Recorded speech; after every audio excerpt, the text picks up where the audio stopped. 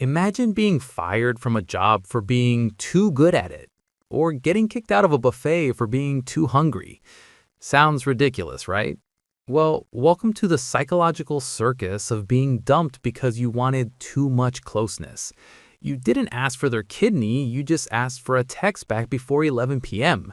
But to them, you weren't a partner, you were a looming shadow, and they just hit the emergency eject button.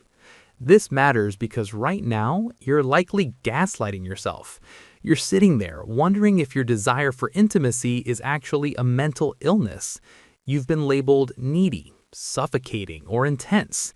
In a world that praises detachment and playing it cool, wanting a deep connection feels like a crime. But here's the reality. Your need for closeness isn't a defect. It's a biological setting. You're just a high bandwidth router trying to connect to a dial-up modem. Here is the uncomfortable psychological truth.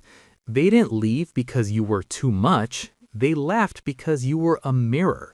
Your desire for closeness forced them to look at their own inability to handle it. Stick around, because I'm going to explain the anxious-avoidant dance and why the person who ran away was actually more terrified of themselves than they were of you. Let's talk about attachment theory. You likely have a secure or anxious attachment style. You see closeness as safety, but your ex, they likely have an avoidant attachment style. To them, closeness feels like a trap. Think of it like a thermostat. You're trying to turn the heat up to 22 degrees Celsius because it's cozy, but their internal sensor is broken. As soon as it hits 20 degrees, their independence alarm goes off and they have to jump out the window to cool down. It's not that you're a fire, it's that they're made of wax. There's a funny, dark irony here called the dependency paradox. The more secure and close we feel to someone, the more independent we actually become.